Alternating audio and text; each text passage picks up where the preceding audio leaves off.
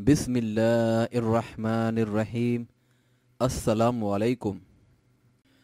آج میں بیان کروں گا سفر نامہ آخرت، جنت یا جہنم کی طرف آپ کا راستہ۔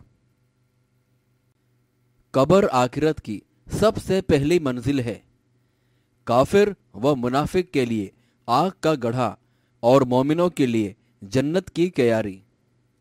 بعض گناہوں پر صراحت کے ساتھ قبر میں عذاب کا ذکر ہے، جیسے پیشاب سے نہ بچنا، چگلی کھانا، مال غنیمت سے چوری کرنا، جھوٹ بولنا، نماز کے وقت سوئے رہنا، قرآن کو پس پش ڈال دینا، زنا، سود کھانا اور قرض لے کر واپس نہ کرنا وغیرہ۔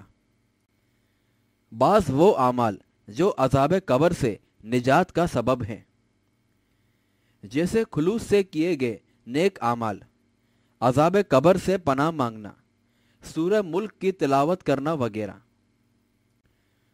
اور عذاب قبر سے محفوظ رہنے والے لوگ یہ ہیں: نمبر 1 شہید، نمبر 2 سرحدوں پر پہرے دار، نمبر 3 جمعے کے دن وفات پانے والا، اور نمبر 4 پیٹ کے مرض میں مرنے والا۔ اس کے بعد سور کا پھونکا جانا۔ سور ایک عظیم کرن ہے، جیسے اسرافیل اپنے منہ میں رکھے ہوئے انتظار میں ہیں کہ کب اس میں پھونک مارنے کا حکم ہوتا ہے۔ جیسا کہ سورہ النمل میں اللہ تعالیٰ فرماتا ہے: اور جس دن سور پھونک دیا جائے گا، پس آسمانوں اور زمین والے سب بے ہوش ہو کر گر پڑیں گے، مگر جسے اللہ چاہے۔ بہرحال اس لفظے کے بعد ساری کائنات تہس نہس ہو جائے گی۔ پھر 40 سال کے بعد دوبارہ سور پھونکا جائے گا، جیسا کہ سورہ الزمر میں اللہ تعالیٰ فرماتا ہے: پھر دوبارہ سور پھونکا جائے گا، پس وہ ایک دم کھڑے ہو کر دیکھنے لگ جائیں گے۔ پھر اس کے بعد اللہ تعالیٰ ایک ایسی بارش نازل فرمائے گا جس کے اثر سے ریڑھ کی ہڈی کے آخری حصے سے تمام اجسام اگنے شروع ہوں گے۔ چنانچہ وہ ایک ایسی نئی تخلیق ہوگی، اس کے بعد لوگوں کو موت نہ آئے گی۔ لوگ ننگے بدن، ننگے پاؤں اور بغیر ختنے کے ہوں گے، اور جنوں اور فرشتوں کو دیکھیں گے، اپنے اپنے اعمال کے مطابق اٹھائے جائیں گے۔ چنانچہ حالت احرام میں وفات پانے والا تلبیہ پڑھتے ہوئے اٹھایا جائے گا، اور شہید کا خون بہہ رہا ہوگا، اور غافل حالت غفلت میں ہوگا۔ صحیح مسلم کی حدیث ہے، رسول اللہ صلی اللہ علیہ وآلہ وسلم نے فرمایا: ہر شخص اس حال یا اس عمل پر اٹھایا جائے گا جس پر اس کی موت واقع ہوئی ہے۔ پھر اس کے بعد اللہ تبارک و تعالی تمام مخلوق کو حساب کے لیے ایک ایسے دن جمع کرے گا جس کی مقدار 50,000 سال کے برابر ہوگی۔ حالت یہ ہوگی کہ لوگ مدہوشوں کی طرح گھبرائے ہوئے ہوں گے، ایسا محسوس کریں گے کہ دنیا میں ان کا رہنا صرف 1 گھنٹے کے لیے تھا۔ سورج ان کے قریب 1 میل کی دوری پر لایا جائے گا۔ اپنے اپنے اعمال کے مطابق لوگ پسینے میں ڈوبے ہوئے ہوں گے۔ کمزور لوگوں کا اور اہل قبر و نقود کا گروپ آپس میں جھگڑے گا۔ کافر سے اس کا ساتھی، اس کا شیطان اور اس کے اعضاء جھگڑا کریں گے اور ایک دوسرے پر لعنتیں بھیجیں گے، اور ظالم اپنے ہاتھوں کو چبا چبا کر کہے گا، جیسا کہ سورہ الفرقان میں اللہ تعالیٰ فرماتا ہے: ہائے میری بربادی، کاش میں فلاں کو اپنا دوست نہ بناتا۔ اس دن جہنم کو 70,000 لگاموں سے کھینچا جا رہا ہوگا، اور ہر لگام کو 70,000 فرشتے پکڑے ہوئے ہوں گے۔ چنانچہ جب کافر اسے دیکھے گا تو چاہے گا اپنی طرف سے فدیہ پیش کر کے چھٹکارا لے لے، یا پھر خاک ہو جائے۔ रही गुनहगारों की कैफियत, तो ज़कात ना देने वालों को उनके माल से आग की तख्तियां बनाकर उनके जिस्म को दागा जाएगा और घमंडियों को छोटी छोटी चींटियों की शक्ल में उठाया जाएगा और उस मैदान में खयानत करने वालों, गजब करने वालों और धोखा देने वालों को रुसवा किया जाएगा। चोर चोरी का माल अपने साथ लेकर आएगा। हर पोशीदा अमर और हर हकीकत खुलकर सामने आ जाएगी। अलबत्ता नेक और मुत्तकियों को कोई घबराहट लाहिक ना होगी, बल्कि ये दिन उनके ऊपर एक नमाज जैसे नमाज ज़ोहर के वक्त की तरह गुजर जाएगा।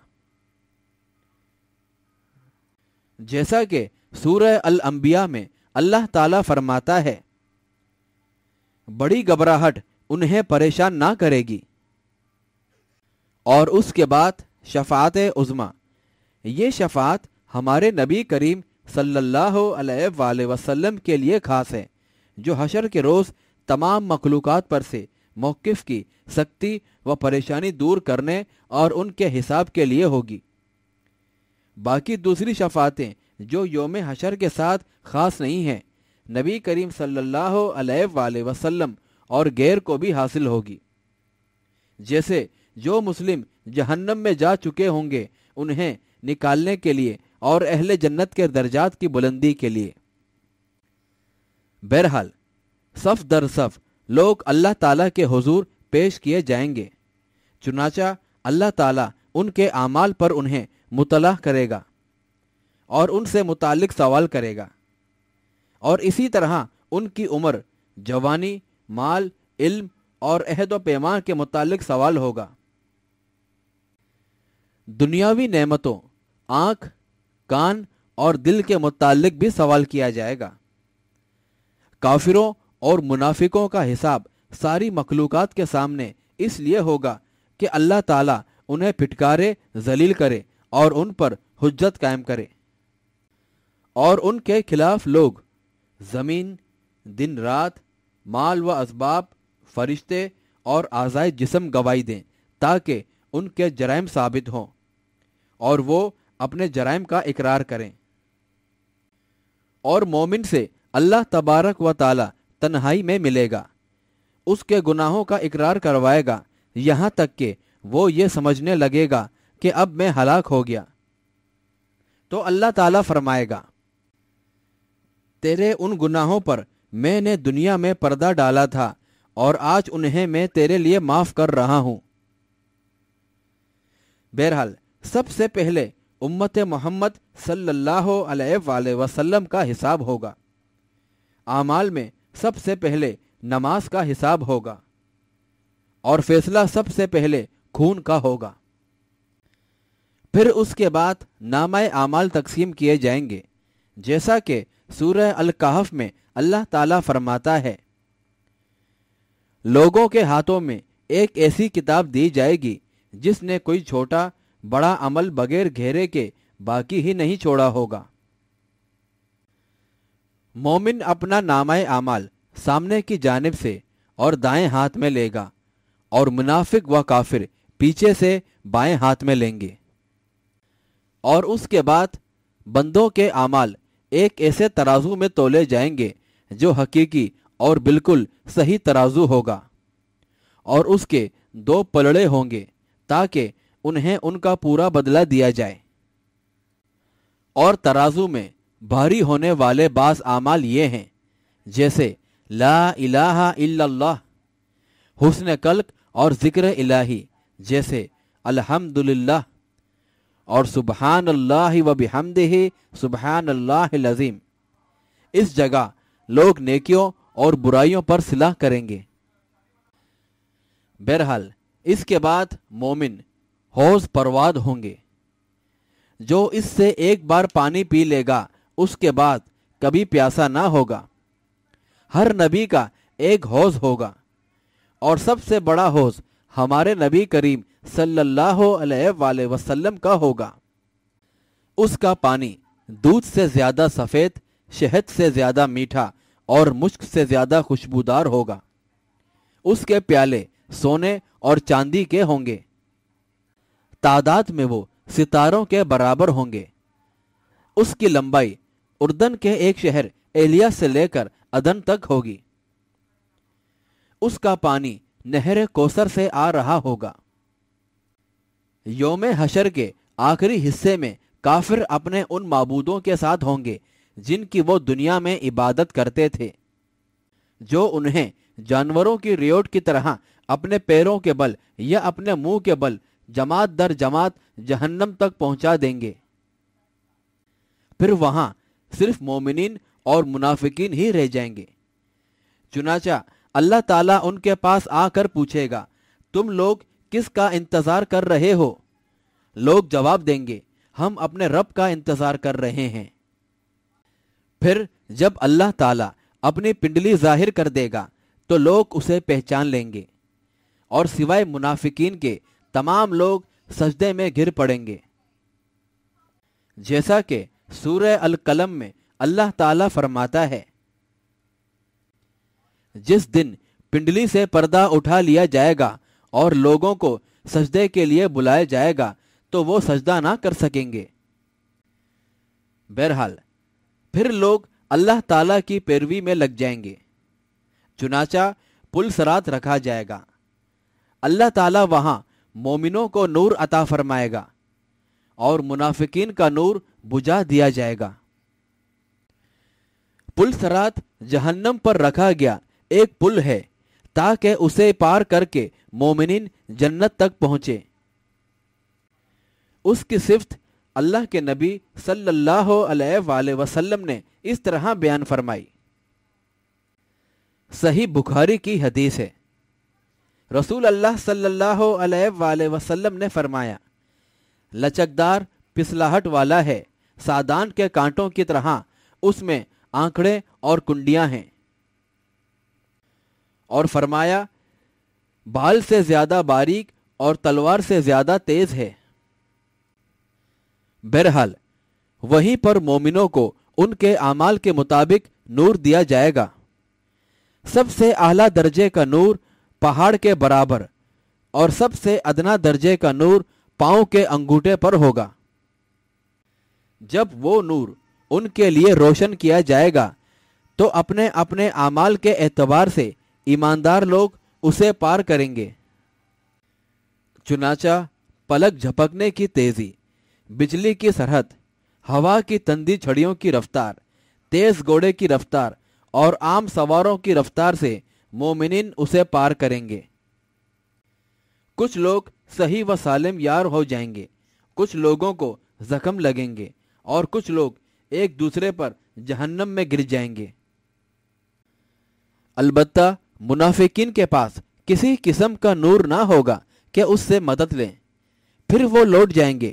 اچانک ان کے اور مومنین کے درمیان ایک دیوار حامل کر دی جائے گی، پھر وہ پل صراط پار کرنا چاہیں گے لیکن آگ میں گرتے جائیں گے۔ جہنم میں سب سے پہلے کافر داخل ہوں گے، پھر گنہگار مسلمان، اس کے بعد منافقین۔ جہنم کے 7 دروازے ہیں۔ یہ آگ دنیا کی آگ سے 70 گنا زیادہ تیز ہے۔ اس میں کافر کے وجود کو بڑا کر دیا جائے گا تاکہ وہ عذاب کا خوب مزہ چکیں۔ چنانچہ اس کے دونوں کاندھوں کے درمیان کا فاصلہ 3 دن کی مسافت کا ہوگا۔ اس کی داڑھ احد پہاڑ کے برابر ہوگی۔ اس کی جلد کو موٹا کر دیا جائے گا۔ اس کے پینے کے لیے ایسا گرم پانی ہوگا جو اس کی انتڑیوں کو کاٹ کر رکھ دے گا۔ ان کے کھانے کے لیے زقوم، غسلین اور پیپ ہوگا۔ سب سے ہلکے عذاب والا جہنمی وہ ہوگا جس کے پاؤں کے نیچے 2 انگارے رکھ دیے جائیں گے جن سے ان کا دماغ کھولے گا۔ جہنم کی گہرائی اس قدر ہے کہ اگر اس میں کوئی نومولود بچہ ڈال دیا جائے تو اس کی تہہ تک پہنچنے سے قبل اس کی عمر 70 سال کی ہو جائے گی۔ اس کا ایندھن کفار اور پتھر ہوں گے۔ اس کی ہوا سخت گرم لو ہوگی۔ उसका साया स्याह धुआं होगा। वो हर चीज को छट कर जाएगी, न बाकी रखेगी न छोड़ेगी, और जिल्द को जलाकर हड्डियों तक पहुंच जाएगी, दिलों तक चढ़ती चली जाएगी, बहुत गुस्से में चिंगार मारती रही होगी। और 1000 लोगों में से 999 अफराद उसमें जाएंगे। जहन्नम में पहनने का लिबास आग होगी, जिल्दों का जल जाना और सुकड़ जाना, चेहरे जल जाना और जल जाना, उसमें घसीटा जाना और चेहरे का काला होना, ये सब जहन्नम के मुख्तलिफ अनवाह का अजाब हैं। बहरहाल अल्लाह के रसूल सल्लल्लाहु अलैहि वसल्लम ने फरमाया, जब मोमिनीन को जहन्नम से छुटकारा मिल जाएगा तो जन्नत व जहन्नम के बीच एक कंतरा यानी छोटे पुल पर उन्हें रोक लिया जाएगा, जहां उनसे उन मजालिम का बदला लिया जाएगा जो उनके दरमियान दुनिया में थे, यहां तक कि जब वो बिल्कुल पाक साफ हो जाएंगे तो उन्हें जन्नत में दाखिले की इजाजत होगी। जन्नत मोमिनों का ठिकाना है।